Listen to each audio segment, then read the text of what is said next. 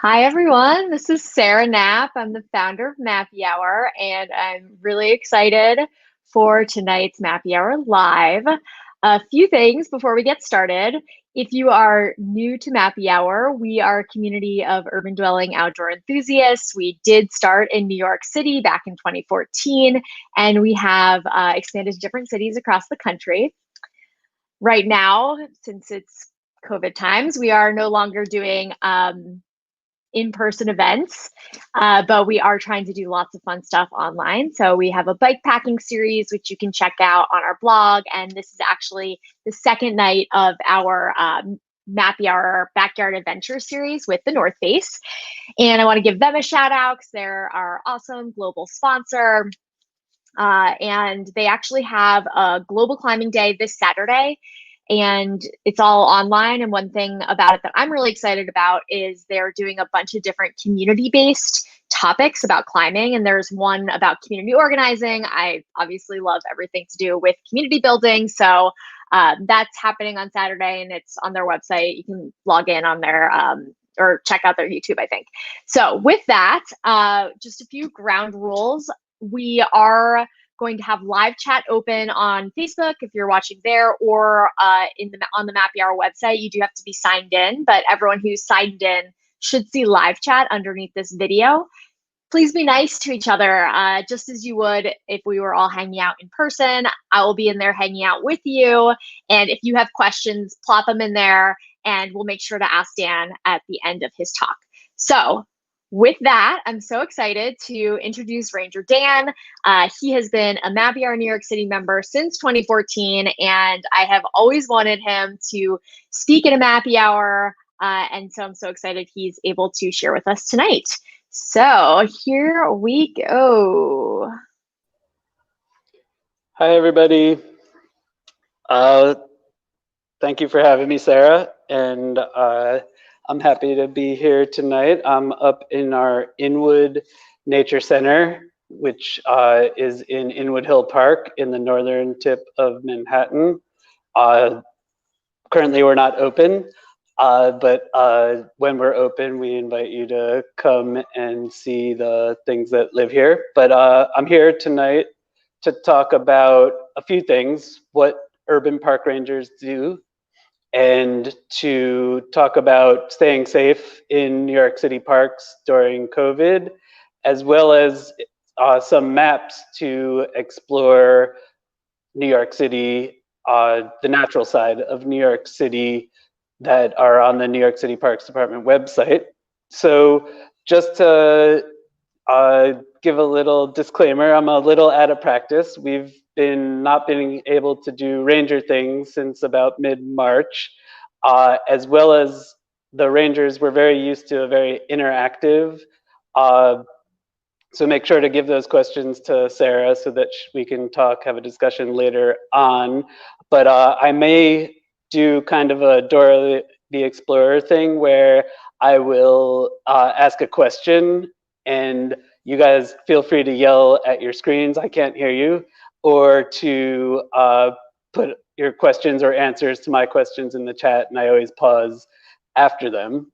So first question I always start with is, have any of you ever seen an urban park ranger in New York City? And what do you think that urban park rangers do?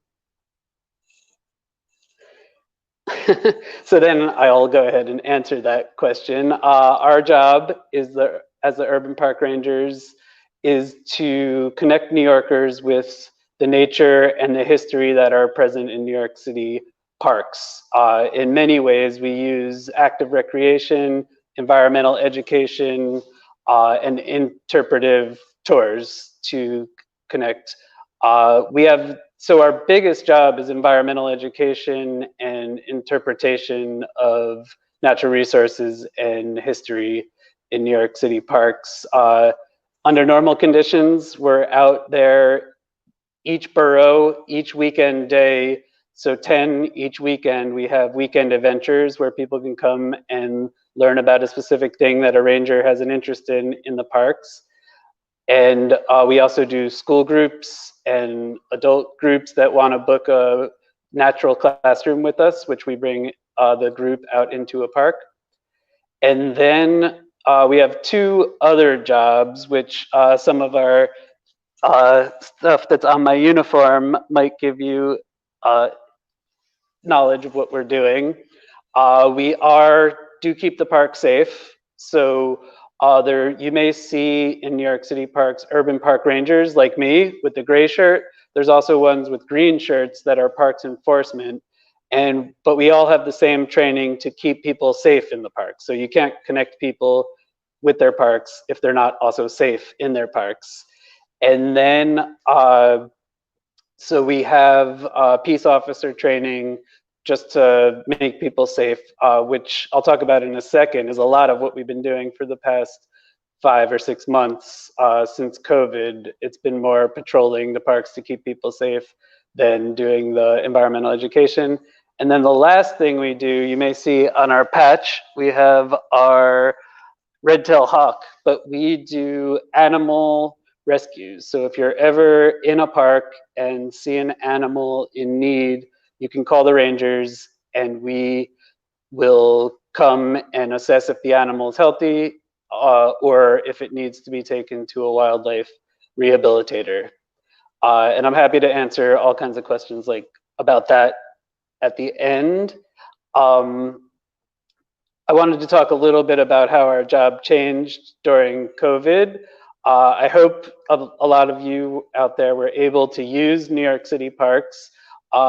Some of our busiest weekends were in late April and May when it started to get nice again. It was surprising. It was more busy on the weekends back in April and May than it is now during the summer. Think places like that you think of in New York City parks and Central Park, like the Sheep Meadow, were out of control. Flushing Meadow Park, there were so many people they had to even limit entry to some of our fields. And so the rangers were out there trying to still use our education skills to keep people safe in the parks, talking to people about why certain park amenities had to close, playgrounds, basketball courts, and places like that to keep people safe and distance, but how we wanted to keep the parks open because in New York City, you have no space if you can't at least get outside into your parks. Then we kind of transitioned to giving out masks to keep people safe. So that when they can't distance in a park, say in a restroom or anywhere else in a park, so that they could still stay safe even when they couldn't distance. And now we finally just started to start being able to talk to people about things in the park. We call them pop-up programs because we still can't schedule programs and we still want to keep it to groups of less than 10 people. So we do all kinds of pop-up programs like that. So I'm starting to get the feel of being a ranger and connecting people with their parks. But yeah, for COVID, we had to keep people safe that way. Which brings me to how you can stay safe in your parks when you're going out and exploring now during the summer and into the fall when we still have some of these restrictions going.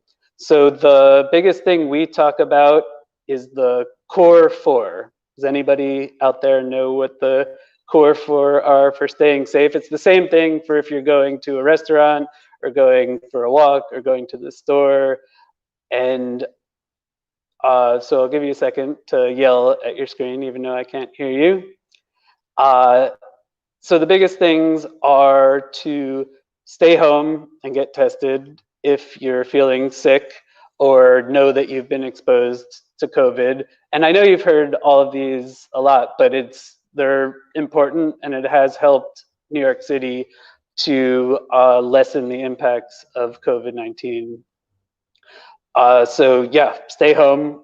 We actually have to do it if we have any signs or have exposure. we have to stay home from work. But we were working the whole time through the COVID. And the second is of the core four, so stay home and get tested, is distance. And we're lucky that New York City parks have places where you can walk. Even in some of our super busy parks, people were able to stay distance, and we were out there keeping physical distance 6 feet at least between people, and obviously wearing masks when you can't distance. So that's 3 of the core 4. And as a educator, we always like to try to think of ideas of reasons why even things like wearing a mask, which are kind of weird. Like I talk to people all day long, and it's hard. I feel like I'm missing a little bit of my communication, one part of my communication, when they can't see my facial expressions. Like, can you tell if I'm smiling or not now? Or if I'm about to yell at you for doing something wrong. So it's difficult, but it is there to keep people safe. Maybe you couldn't even hear me because I had the mask on and it was muffled while I was doing that. And but I've been looking for benefits, additional benefits other than staying safe from COVID, of wearing a face covering. The biggest one for me as a seasonal allergy sufferer is that I bike to work from the Lower East Side to East Harlem every day, and I found that I did not have spring allergies this year, both because I've been protected from the pollen, but also from all the car exhaust and other things in the city. So that's a great benefit. So feel free to put some benefits that you think of wearing a mask into the comments, or so Sarah can tell me and ask me about them later. Also, just getting, and this that brings me to the last of the core 4. So stay home, get tested, distance, face covering, and wash your hands, sanitizer, which also has a co-benefit that any classroom teacher or ranger or anyone that works with people all the time has a benefit, is that a lot of people, especially since we were working all through COVID, we had very few other sicknesses like colds and flus, because if you're practicing all these things that keep you COVID safe, they also are going to keep you safe from other viruses that you may get from other people. So that is the core 4. Whenever you go out into the parks or anywhere in public in New York City, please follow those to keep us all safe. And then the last thing I was going to talk about before I transition into some of the fun maps of things you can do in New York City is talk about the impacts that COVID has had on parks. I believe that Mappy Hour, Sarah, had shared one of these articles from the New York Times about how the parks were overburdened, you might say, but were very well enjoyed during COVID. It was on my days off, even though I work in the park and in the parks all day, I would still take a walk to my local park. Shout out to the East River Park in the Lower East Side and Tompkins Square and Sword Park.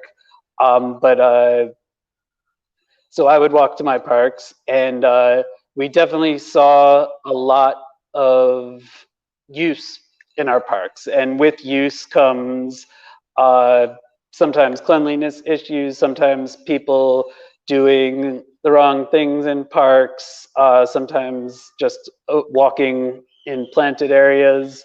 So another thing to add along to the core 4 is when you're enjoying the parks, we ask that you follow all the rules and keep people first safe, but then also the park resources safe. Things like not stepping over fences to find a place.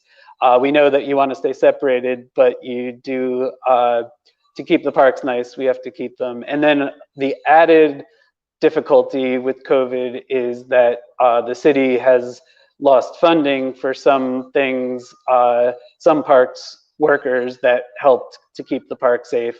So you definitely, if you're up for it, we definitely suggest that you help to take care of the parks, doing mini cleanups if you have gloves and things to keep you safe, while picking up litter. And we have a stewardship department that you can volunteer with and do trail work with us. You can always take care of your street tree. So we have stewardship department that helps with that. And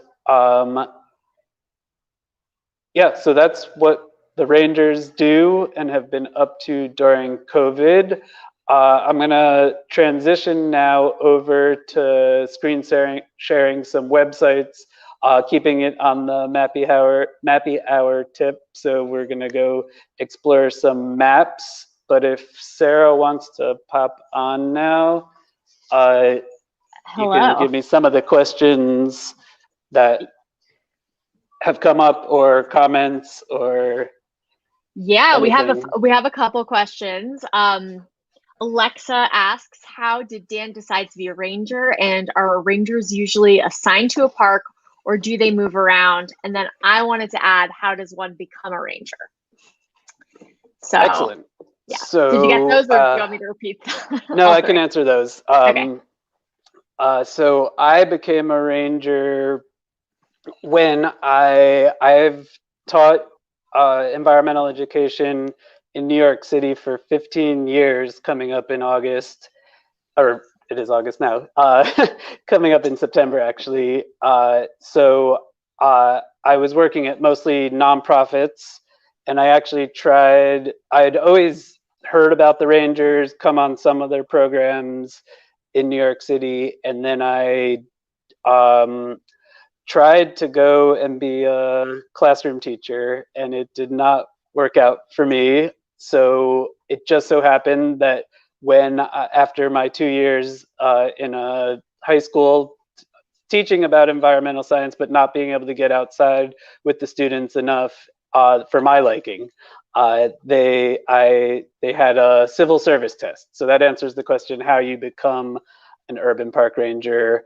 New York City does a civil service test, and it happened to be at the same time that they had applications. So as long as you signed up for the test, the New York City Parks Department website has a jobs listing, and there was also a bunch of urban park ranger jobs at the time. Our numbers fluctuate throughout the years. Let's see. Back before July, in June, we were up to 100 urban park rangers in New York City, which was great.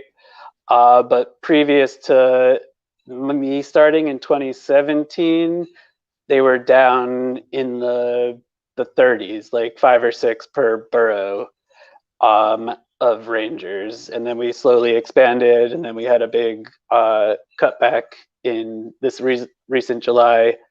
And then the last part of the question was, are we assigned to a park? And we get assigned to a borough for the urban park rangers.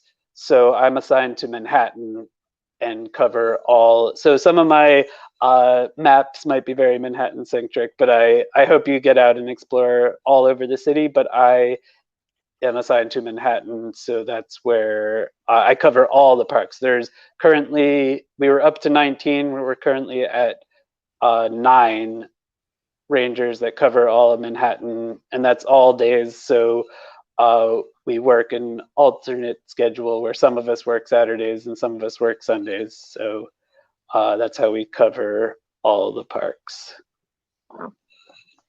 Cool. And we have a DG, excuse me, who said, I met several rangers at a Raptor Fest 2 years ago in Van Cortlandt Park in the Boogie Down Bronx. I was allowed to get up close to an eagle, owl, falcon. Wonderful experience. Yeah, Raptor Fest is one of our big citywide events where we bring all the rangers from all the city to a specific park. It was in Van Cortlandt for 2 years. And then last year it was the Urban Park Rangers 40th anniversary. So we brought Raptor Fest back to New York, back to Manhattan, and it was actually in the East Meadow of Central Park at about 96th Street on the east side. And we get thousands of people really close to some of our local nature. The Eagle Owl is not local, but it is a rescue. So we work with the same partners that we bring animals to for rehabilitation.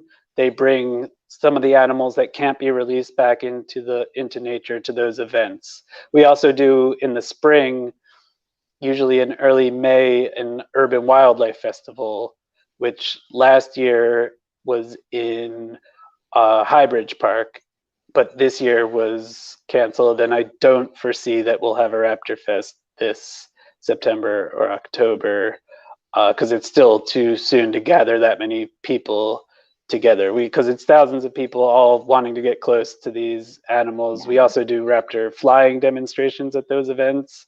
So like you get to see some of the hawks trained by a falconer fly around and see what they do in action. Yeah, I got last year I was holding a screech owl named Birch because he was gray like a birch tree, and it was so much fun to introduce the animals to the people. That sounds amazing. Cool. Should we do a couple more questions? Yeah, sure. All right. DG follow-up, Ranger Dan. I've seen red-tailed hawks nested on a fire escape on a building at the northwest corner of 96 and Lex. They draw many onlookers. Are they still there? If so, do you know how many? Where else in New York City have birds, not pigeons, nested on buildings? And have they completed their census forms? So we actually, we have an offshoot of the Urban Park Rangers called our Wildlife Department, New York City Parks Wildlife Department, made up of a lot of rangers that transitioned, that had more of a wildlife background, that transitioned over to that department. And their job is to monitor and come up with talking points for us to talk about the animals. I don't, because we were distracted this spring, I don't know the exact count, but just in Manhattan, I would say there's about 10 active red-tailed hawk nests, many of which are on fire escapes or on fancy moldings on some of the buildings around Central Park, or some of them go back to real nature and are in trees. The one in Tompkins has moved back from Tompkins Square Park has moved back from a building onto a tree, and we monitor. We work with the wildlife department. So when we're in Tompkins Square Park doing whatever our other ranger duties are, we check in on the nest, or if we're going around Central Park, we make sure to check in on the raptor nests. Yeah, so there's probably close to, I would guess close to 50. We do have, I believe in Staten Island, there has been a bald eagle that's nested there. We don't have any bald eagles that nest in Manhattan, but and then in Queens and Staten Island, and maybe even Brooklyn this year, there was a great horned owl that was, or two sets of great horned owls that were nesting as well. Yeah. And so yeah, we do monitor those, so they don't have to. We do the census for the birds. We also do similar efforts for migratory as well as birds that stay in the city. We partner with Audubon for the Christmas bird count every year, which for Manhattan Rangers means going to Central Park early on a Sunday right before Christmas and trying to count as many birds as we can. Also, there's different bio blitzes that we can find out all the other things that are living in New York City. Yeah, the City Nature Challenge is actually one we participate in every April. That is a urban wildlife BioBlitz that goes on all over the world. And this year they didn't do a competition because they wanted people to not get dangerously close to each other, but it's a city competition for who can support the best wildlife in a city. New York does usually pretty well. I believe it's European or maybe Australian cities that often win. Next year, Yeah. rally the troops and win. So that actually flows really nicely. Mallory asks, can you share how to get involved in those volunteer opportunities?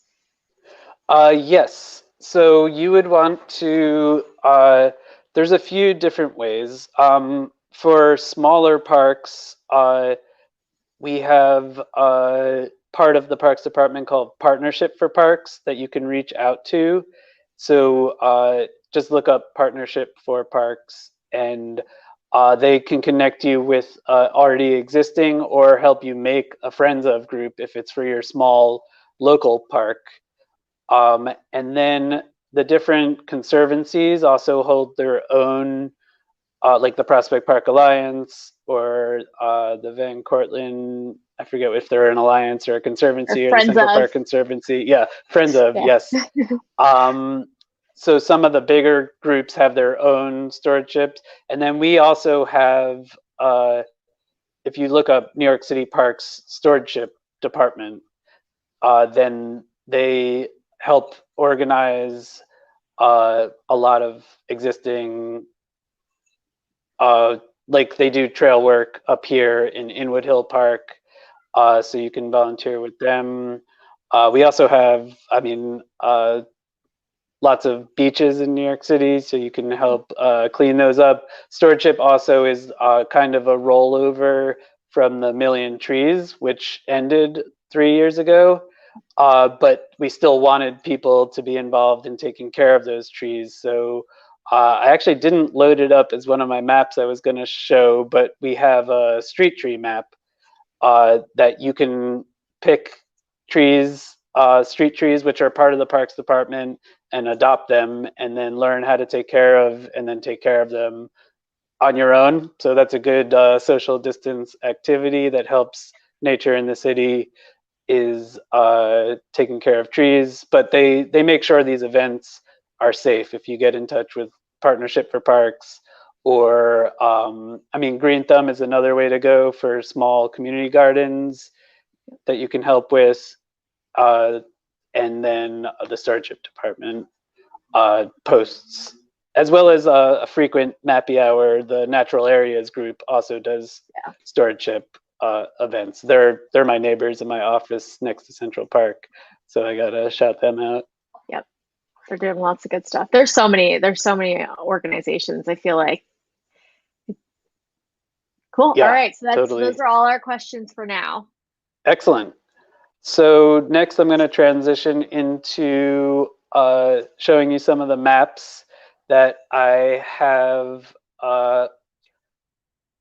highlighted. And the first one was one that was specifically made for during COVID, and it is the Coolit NYC, because we were worried that we weren't going to be able to open pools and beaches in New York City. So this map highlights some things, like places they put spray showers out in both playgrounds, but also temporary ones, drinking fountains, tree cover, and we were able to open some of the beaches. I mean, some of the pools in New York City. I believe about 5 per borough were opened up, and the beaches were opened up a little bit late, but they were open for us.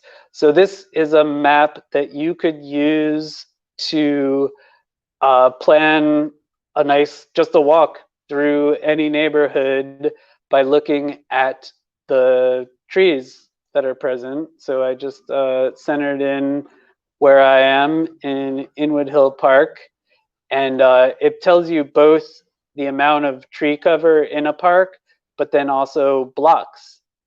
So following this map, you could say walk from Inwood Hill Park to Fort Tryon Park, And then if you get on Riverside Drive, you're on one of our leafiest, coolest tree blocks going all the way down, as well as you can stay along the waterfront and also have a pretty leafy, but Riverside Drive.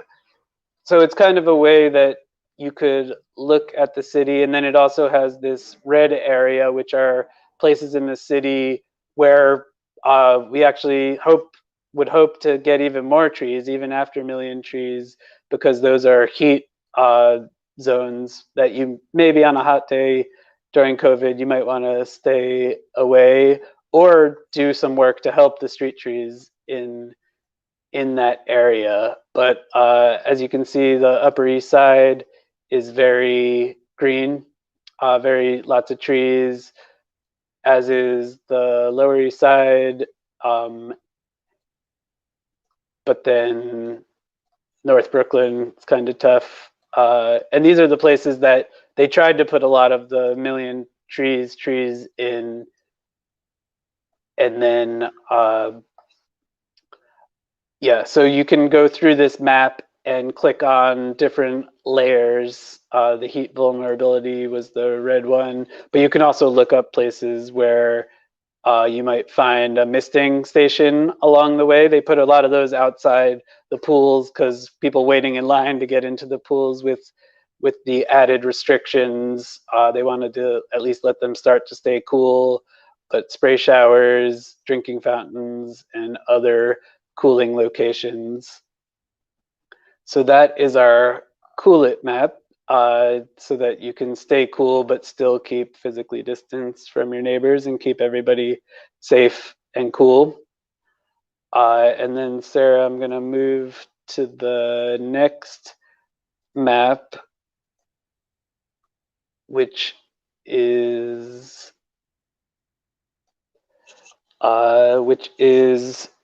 fishing. It's one of my favorite ranger activities. And so on our website, you can go and find everything you need to go fishing in New York City. Normally during non-COVID conditions and without distancing, there's places like the Central Park Conservancy lets you borrow rods and gives you bait to go fishing in the Harlem Mere at the northern part of Central Park.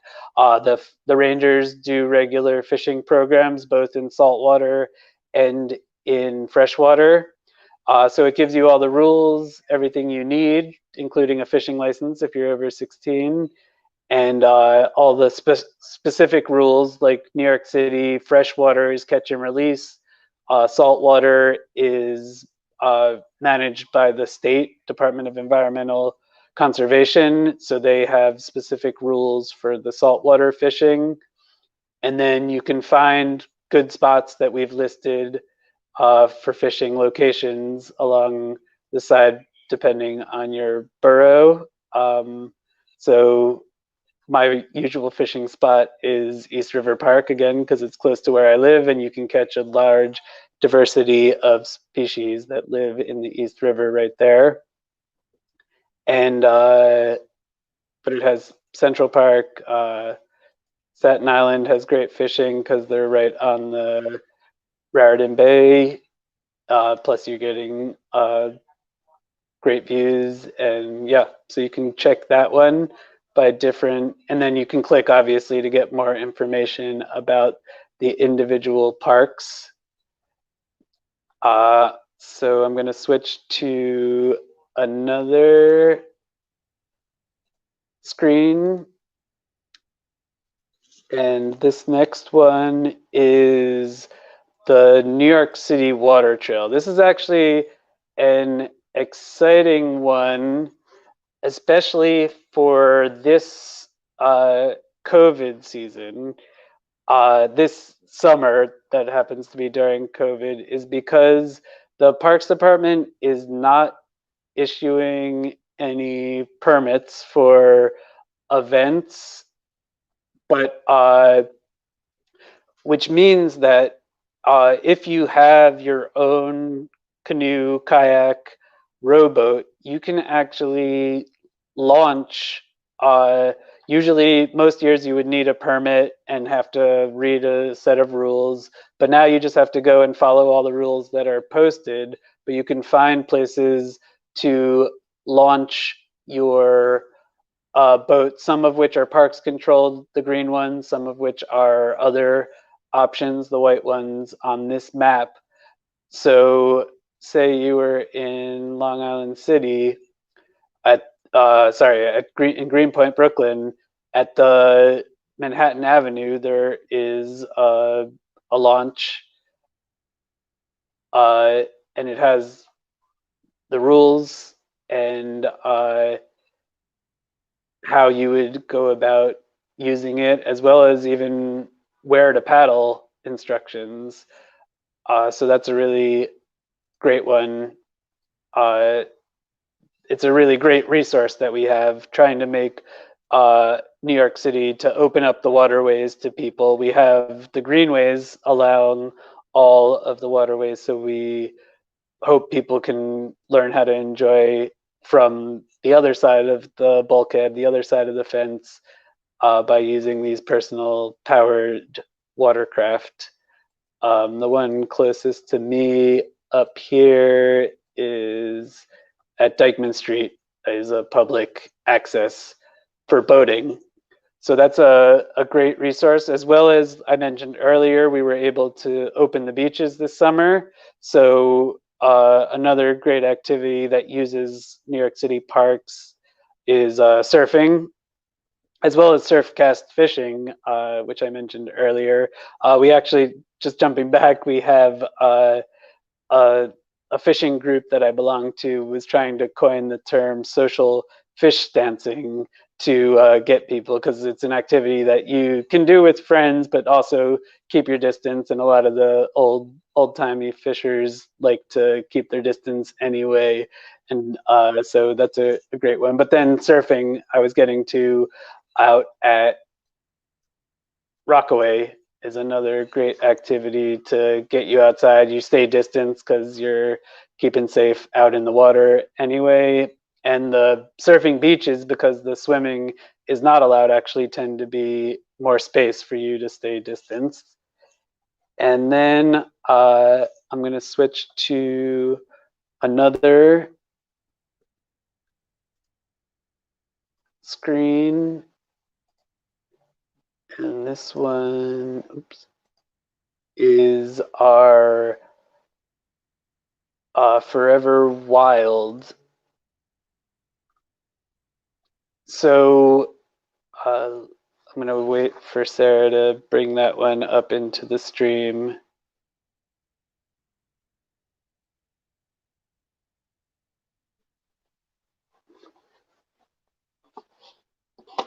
Oh.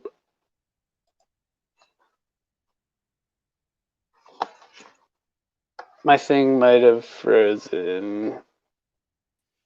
Hey, Dan. Yeah, sorry. It's good. It's up in the stream. Okay, you can still hear me? Yeah. Because my phone froze, but there we go.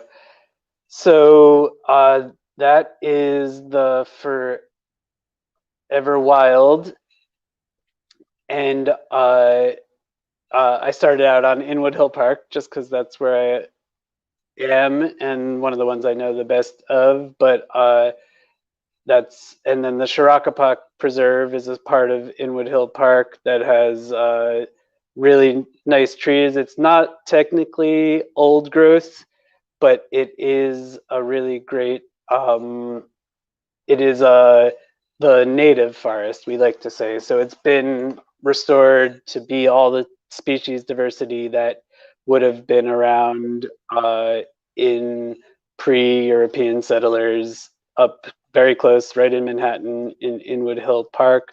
But there's a whole system of forever wild sites throughout New York City. So if you're looking for more of that type of adventure, then it is a great way to get out there and to experience what New York might have looked like when it was Mannahatta, and so you can explore the Forever Wild sites with that.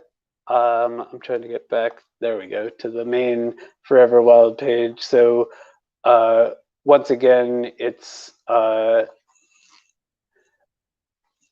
quite a map, but choose your burrow and then find a site and get out there,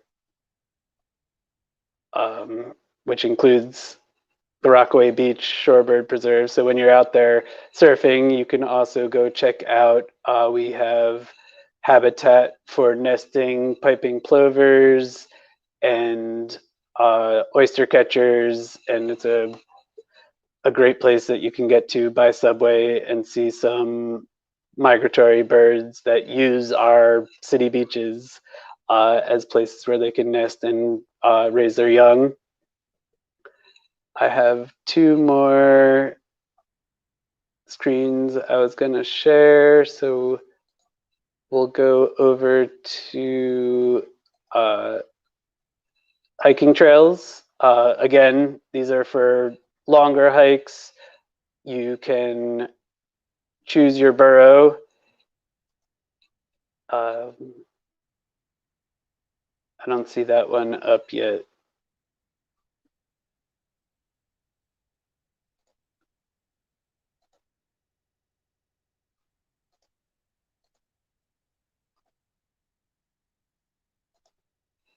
There we go, great. And with this, again, you can choose your burrow. So I think I haven't really talked about the Bronx much, but there's the John Muir Trail in Van Cortlandt Park. The Putnam Trail is currently closed, but it's that connects up to even going out of New York City if you want a longer hike. And it's a great way to explore the city by hiking. And of course, you can do urban hiking. We sometimes do some super hikes that connect parks as the rangers. So one we really like to do is you can go from Inwood Hill Park to Highbridge Park and kind of follow the ridge line through Washington Heights to get down to Jackie Robinson Park and then St. Nick's Park and then Morningside. So you can also connect parks to make your own trails to explore New York City. And then the final one that I wanted to share with everyone is biking, which I think is the best way to get around. And we do bike patrols. And this includes, for the more adventurous, we have some really great even mountain biking trails in New York City. So right here in Manhattan, we have Highbridge, and then Wolf's Pond Park has a bike trail, a mountain biking trail in Staten Island, and Cunningham Park out in Queens. And those three places are actually super different and difficult. It's really technical mountain biking in Highbridge. It's cross country like with still some technical stuff in Cunningham. And it's a great experience to take your bike. If you have a more mountain bike that's hard to ride on the roads, take your bike on the one train up to Highbridge and then do some of the Northeast's most technical mountain biking right in a New York City park. And then you can also visit the historic Highbridge while you're there. And then there's also some great greenways along in all the boroughs, so good bike trip routes. And the rangers, when we get back to programming, will also lead biking tours where we interpret the history and the nature from a bike. One of my favorites is to do Central Park as well as the West Side Greenway of Manhattan. Is a great place to explore, which is on this last share, the Little Red Lighthouse and all of the other things along the West Side Greenway. of Manhattan, which connecting Inwood Hill Park and Fort Washington Park and Riverside Park and then Hudson River Park all the way down to the Battery. So yeah, Sarah, I'm happy to take any questions that have come up during that time. Cool. And thank you, Dan. Yeah, happy to share anything about rangers and yeah, any other questions that came up. All right, we got a few. You ready? Yep. All right, so first one is going to be a wildlife question from DG. Are the raccoons whose path I crossed in Central Park rabid? What wildlife has been migrating to New York City recently? And a few years ago, a coyote was spotted in Tribeca. Doubt he was there for the Tribeca Film Festival. So yeah, I'll answer those backwards with the coyote first. We do have coyote populations in definitely in the Bronx. So Van Cortlandt and Pelham Bay parks have a good populations of coyotes. Their coyotes have turned out to be the coyotes that have migrated back to the East Coast have turned out to be very good urban adapters. They're a little scary, I guess, if you have a small puppy that you're bringing to the park that a coyote might think is a treat, but they are they do really well. They hide really well. We've actually been tracking a coyote with the wildlife department that made its way into Central Park and lived there for a while. And there have been ones that have gone further south into down to Tribeca, down to the East Village. We had some other examples of a megafauna, large animals that made it into the cities. We get a couple deer also coming down from the Bronx. There's an Amtrak bridge that connects Marble Hill and so like the Western Bronx and Inwood, and then they can get right into Inwood and the greenways on the west side of Manhattan. And that is a place where a lot of animals. So we get several deer that come into Manhattan every year from the Bronx because there's a good population in Van Cortlandt and Pelham Bay up there. And then we had a wild turkey that lived in Battery Park, the Battery, for several years, and then eventually was unfortunately hit by a car. That's our biggest fear with some of these large animals. As long as we can treat them as wild animals, then we can cohabitate with them, and they can use our parks. The coyote is happy to eat bunnies and birds that it can catch and turtles. Maybe the occasional rat in Central Park. So we've had one in Central Park that we were monitoring this winter since last fall, I believe. What were the other questions? All right, so the other ones were, are the raccoons whose path I crossed in Central Park rabid? And yeah, that was the last of the 3-part question. Okay, so the raccoons, one of the biggest questions that we cover as rangers, we have had rabies scares the past couple fall seasons that some animals showed up acting strange, but it is not necessarily rabid just because you see it during the day or in an urban environment. A lot of our raccoons in some cases, there's so many of them in a place like Central Park and so many food resources that they come out in different shifts, you could say, to feed. And so they're not solely nocturnal. So even if you see them in the day, doesn't mean they're necessarily sick. They have rabies or they also can get canine distemper virus, which we actually had a big problem with. Luckily, that's not zootopic, which means it can't jump to humans, but it can jump to dogs. Most dogs in New York City have to be vaccinated against canine distemper, but someone got it in and it passed among the raccoons, and we had to take a lot of sick raccoons in 2 summers ago. But there's still a healthy population left in Central Park and all over the city. So yeah, the short answer is that no, they're not necessarily rabid. If they have, I always try not to be too gross to gross people out, but if they have discharge from their eyes or nose is one indication. It's not always foamy. Sometimes it looks more like human snot.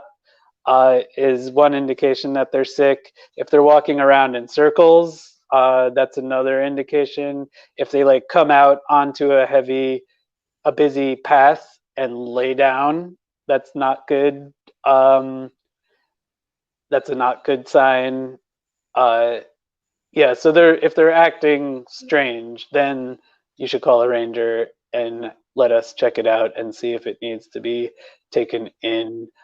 We partner with the Department of Environmental Conservation and the USDA if there ever is a rabies, and we actually feed them a rabies vaccine and have been able to stop Manhattan from getting rabies, even though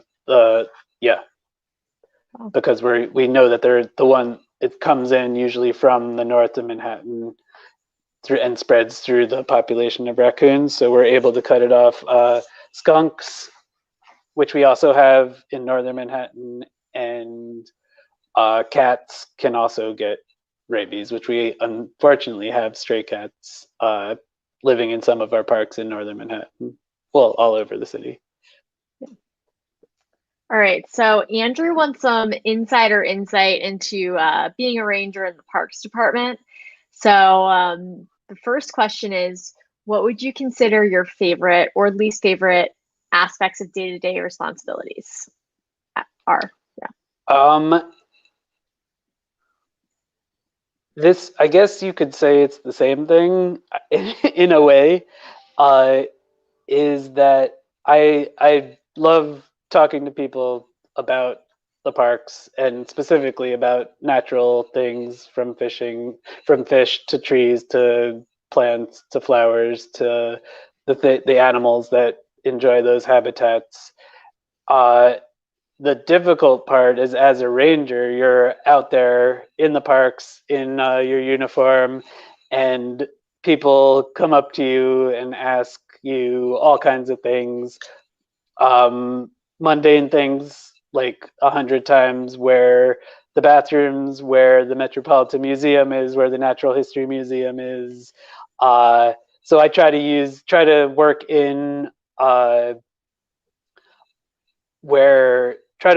natural things. Like I point them at a big oak tree and say, walk past that and you'll get to the Met Museum, or keep the turtle pond on your left and you'll get back to the Natural History Museum if you're in the center of Central Park. Yeah, but you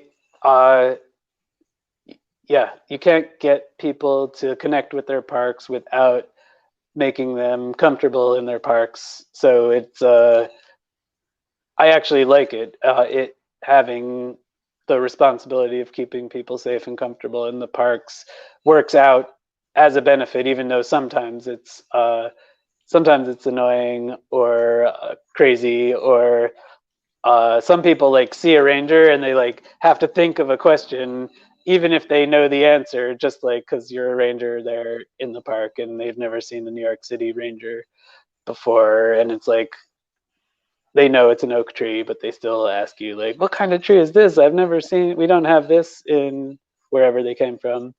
Yeah.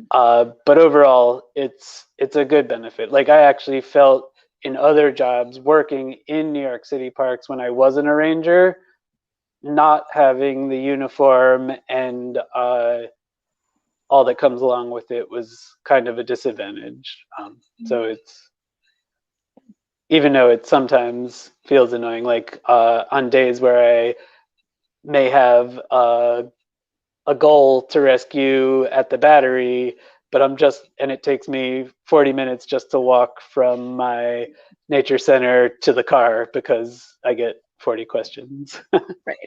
Yeah. All right. So Andrew's second question, if you're allowed to answer this, what kind of promotion or hierarchy opportunities are there? Are certain districts considered more prestigious or require more experience? There's not there's not really a hierarchy. I mean, there is within the Parks Department and the Urban Park Service, as our division is called. Like you can get promoted to become a ranger sergeant, and then we have deputy directors and directors, and then chiefs. And but as far as you do get assigned a borough, like I said, and they try their best to make it not to follow your interests, but sometimes the Bronx needs extra rangers, so sometimes people have to travel from Brooklyn all the way to the Bronx, but a lot of that is tailored to both your comfortableness with big crowds and more media.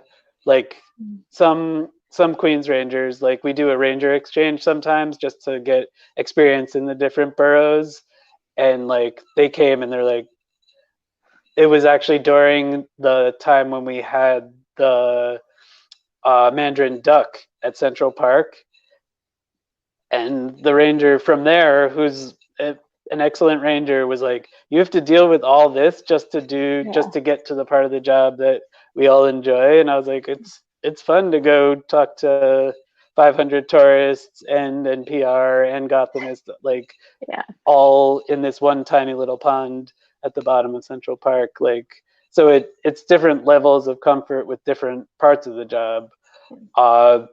Whereas I probably wouldn't like Queens as much because you have to drive around because the parks are farther apart and it's a big space. And and I like the showing up at Central Park every day to start my day. Yeah, cool. Rosa asks, I'm curious how NYC Parks incorporates the Indigenous history of the city in their messaging and programs. So, I mean, we're both with Indigenous and with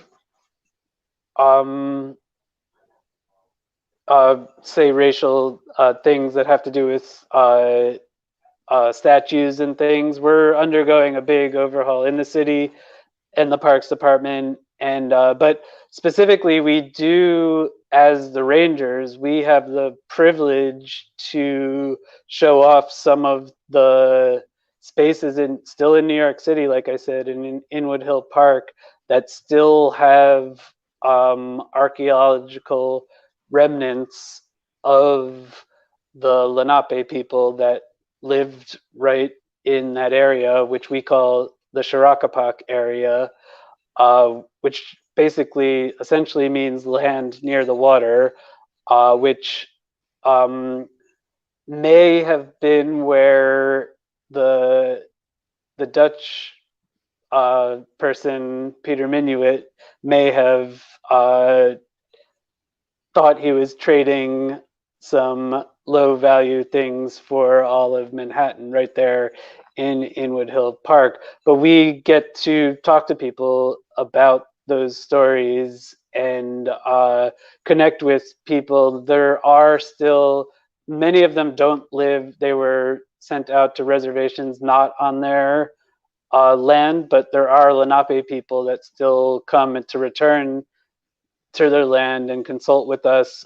We've done consultations with the museum, the Smithsonian Museum of the native of the American Indian down near the Battery by Bowling Green in Manhattan to help us be culturally sensitive on these programs.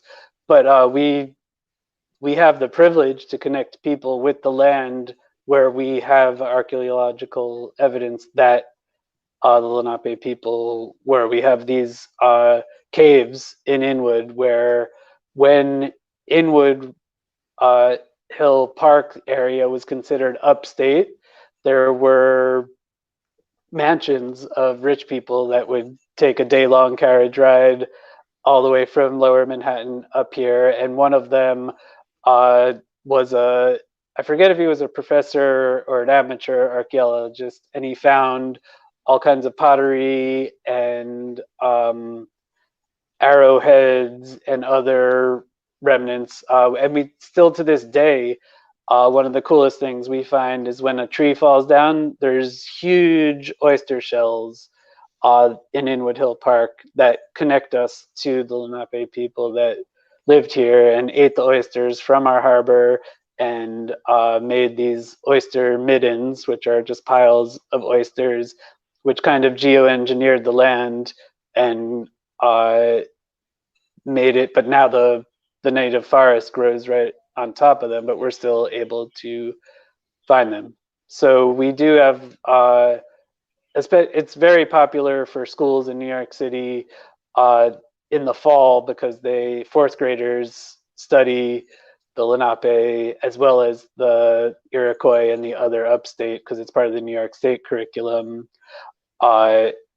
And they get to come to our parks and learn about the places where the Native Americans that were here lived, as well as learn that these are still people that may have been displaced out to places like Ohio and farther west that can still come back and consult with us to help us. We built a wigwam on that site so people can see what the architecture that the Native Americans used. They're made out of natural materials. Our giant tulip trees, the bark is very waterproof and peels off in huge pieces, so that covers it. And then the young tulip trees can be bent and tied together, lashed together. And then the eastern red cedars or juniper trees can also be used as this part of the structure. So it's good to see the natural history and how it meshed in with the Lenape life that was here.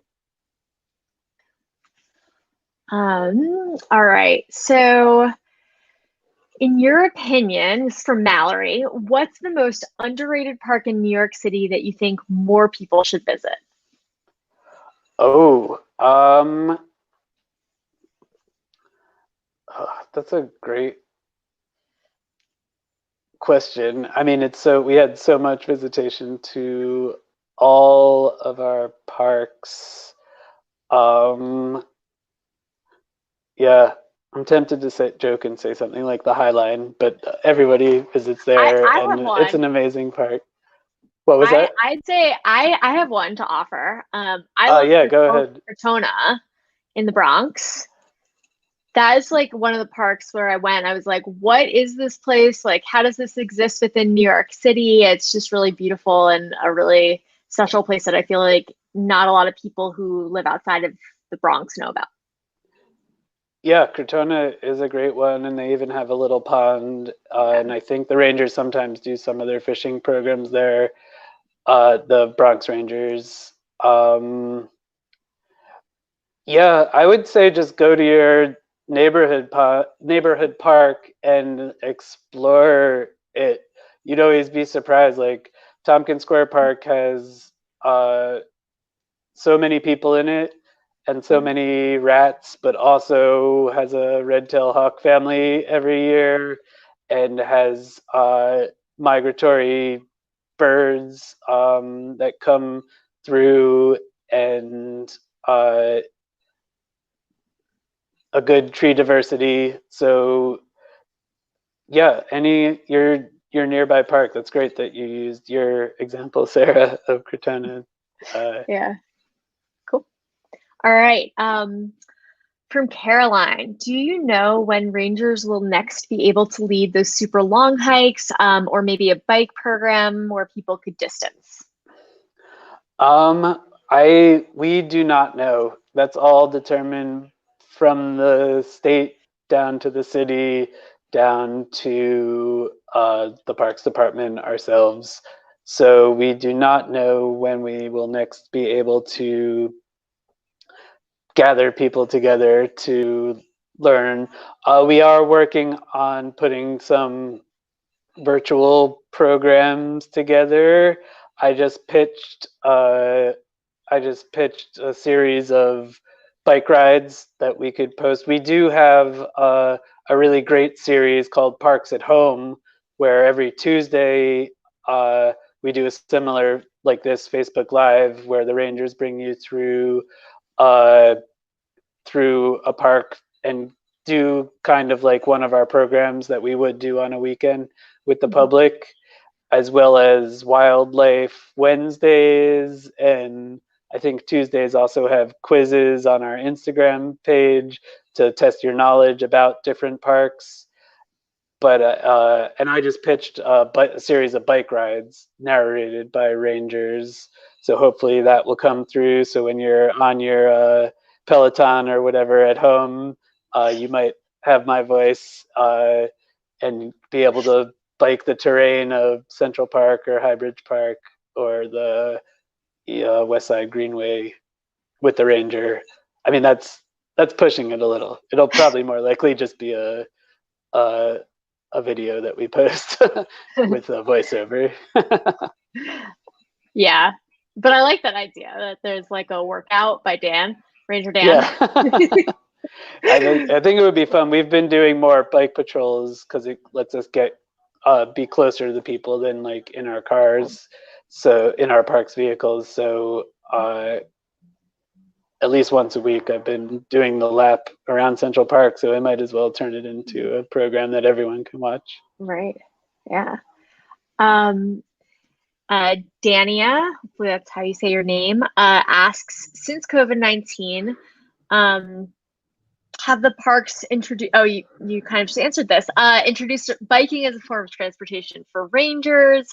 And do you think when things get better, this would be beneficial to hiring more rangers? So yeah, like I said, we have used bikes more. A lot of the rangers like use bikes. Like I mentioned when I was talking about the face coverings, that I bike to and from work and then also on the job. And so it's a great way to get around. I'm often, for maybe not the whole length of Manhattan, but for half Manhattan, I can often beat a vehicle on a bike. And so it's a great way to get around, but also as a public employee in the parks, it makes you more approachable than driving around in a vehicle, and it's safer, and you can get to more places easier. Like I can go, even though it's illegal for others to go through the Ramble, one of the things we've noticed is people using inappropriate transportation within parks, and I can actually go and find them on a bike rather than try to find them on a car and then they see us coming. And then these are things like electric scooters and even bigger things coming onto paths. And currently Central Park, there's only a few paths where you can even use a regular standard bike, human-powered bike. And with a lot of our concentration was on keeping people socially distanced. So a lot of the more secluded places where people were naturally distanced, people started doing things that they weren't supposed to because we were not there as much. And now we've started to get back into those places, and a bike's a great way. And then was the second part of the question, like, are bikes a good way to recruit, or just do we think that we will hire more rangers? Yeah, I think it's a separate question. Okay, so yeah, I mean, it's always hard to tell what the budget. We're civil servants and we're dependent on the city budget. It's a tough time right now, but yeah, we did have the most rangers we've had in a long time, up until this July. So hopefully we'll be able to hire more of them again. Yeah, cool. And I just want to do a time check because I know we're 10 minutes after 8 and you're still on the clock. Yeah, I do need to. Okay. Yeah, I can take maybe 5 more minutes. Okay. And then I got 5 more minutes, so we're going in order. So the next one is okay. I was wondering about the brown bat population in Central Park and how they are adapting and are changing ecosystems. And this question is from Ranjani. So I have seen all 4 types of bats that are commonly seen in New York City in Central Park. I am not a bat expert. Also, we have a good population of bats on the Jacob Javits Center green roof. And I do know that both little brown bats and large brown bats they go back to caves in New Jersey, Pennsylvania, and upstate New York for the winter. So those are only visitors to Central Park in the summer. And if you, even in a very populated part of the park that you come to, like the Sheep's Meadow, as soon as it starts to hit dusk in the evening, you'll see lots of bats flying and eating the insects over so we have little brown bats, large brown bats, silver-haired bats, which unfortunately the ones I've seen of those are rescues that are on the ground. And lots of times in the fall, we get bats that are cold shocked. So people get super scared because either they're afraid of bats or they're very nervous that the bat is injured or sick and then all we do is try to keep them warm and put them on a tree where they blend in. And most of the time they'll crawl back up once they're warm. The funniest story that is not my story, but a different ranger had a bat that they thought was more injured, but was just in cold shock. And it came back around in the car, the vehicle, on the way to the wildlife rehabilitator and started flying around the vehicle. So that's so as far as I can tell, the bats are very good at adapting. We try our best in parks. Different parks are different habitats, but to have the things that'll attract the insects. I mean, they do eat a lot of mosquitoes, but that will attract the insects that then give the bats something to eat. And then a lot of parks we've started in the past 20 years to make sure we leave dead trees and trees with like irregular bark, because that's where they hide out during the day, depending on the species of bats. And then we have red bats that actually migrate through. Instead of coming here for the summer and going back to a cave, they actually migrate like a bird north and south, and they come through here in the fall and spring. And they're the bat that you're most likely to see if you ever see a bat during the day, is red bats. So I've seen all 4 of those type of bats in Central Park. Cool. All right. So to wrap up, here are some comments. Oh, great. We have, DG says, park suggestion, Fort Totten Park in Bayside, Queens. Excellent park.